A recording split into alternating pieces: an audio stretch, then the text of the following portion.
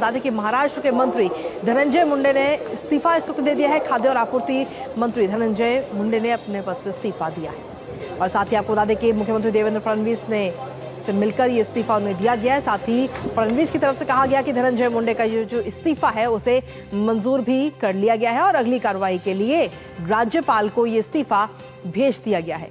तो ये बड़ी खबर इस वक्त आप तक पहुंचा रहे हैं। महाराष्ट्र के मंत्री धनंजय मुंडे जिन्होंने इस वक्त अपने पद से इस्तीफा दे दिया है, जिसको लेकर सीएम फडणवीस की तरफ से कहा गया कि अगली कार्रवाई के लिए राज्यपाल को ये इस्तीफा इस वक्त भेज दिया गया है। इस्तीफे को स्वीकार किया गया और अब ये आगे की कार्रवाई इसमें की जाएगी। लेकिन फिलहाल इस वक्त की सबसे बड़ी खबर कि महाराष्ट्र के जो मंत्री हैं उन्होंने अपने पद से इस्तीफा दिया है। खाद्य और आपूर्ति मंत्री हैं धनंजय मुंडे जिन्होंने इस्तीफा दे दिया है। हमारे साथ हमारे सहयोगी शिशिर लगातार बने हुए। शिशिर, क्या कुछ ताजा अपडेट है आपके पास में? ये जो इस्तीफा दिया गया है इसके पीछे क्या कुछ वजह अभी नजर आती है? शिशिर, बिल्कुल, देखिए दिसंबर में जो है महाराष्ट्र के मस्साजोग गांव के जो सरपंच थे देशमुख, उनकी हत्या हुई थी। और उनकी हत्या के बाद हालांकि जिस प्रकार से उनकी हत्या हुई, काफी क्रूरता से हत्या हुई थी।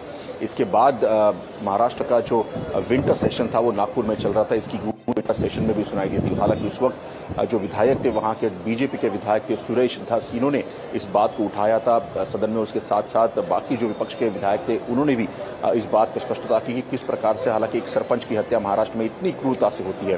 हालांकि इसके बाद सरकार ने जो एसआईटी गठित की और पूरी जांच की, लेकिन हालांकि अब इसके तार जो है कहीं ना कहीं बाकी अन्य लोगों से जुड़े हुए दिखाई दे रहे हैं। इसमें सबसे प्रमुख नाम जो है वाल्मीकि कराड़ का सामने आया था। वाल्मीकि कराड़ और धनंजय मुंडे के काफी अच्छे रिश्ते हैं, इस प्रकार का आरोप धनंजय मुंडे पर किया गया है।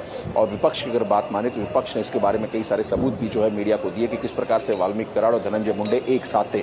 और इसीलिए तब से लेकर अब तक लगातार ये मांग महाराष्ट्र में उठाई जा रही थी कि धनंजय मुंडे का भी इस्तीफा होना चाहिए। हालांकि जैसे मैंने पहले कहा कि इसके बारे में एक एसआईटी भी गठित की है सरकार द्वारा। एसआईटी द्वारा इसकी जांच भी की जा रही है। और जिस प्रकार से चार्जशीट दायर की है, उस चार्जशीट में हालांकि देखा हमने मीडिया में कुछ फोटो सर्कुलेट हुए थे जहां पर जो आरोपी है उन्होंने किस प्रकार से। चलिए, बहुत बहुत शुक्रिया शिशु, तमाम जानकारी हमारे साथ साझा करने के लिए। साथ ही इस खबर पर आप अपनी नजर लगातार बनाए रखिएगा और एक एक अपडेट आप तक लगातार पहुंचाते रहेंगे। लेकिन फिलहाल न्यूज पंच में मुझे और हमारी टीम को दीजिए अनुमति। 2:30 बजे फिर होगी आपसे मुलाकात कुछ और महत्वपूर्ण खबरों के साथ। तब तक के लिए नमस्कार।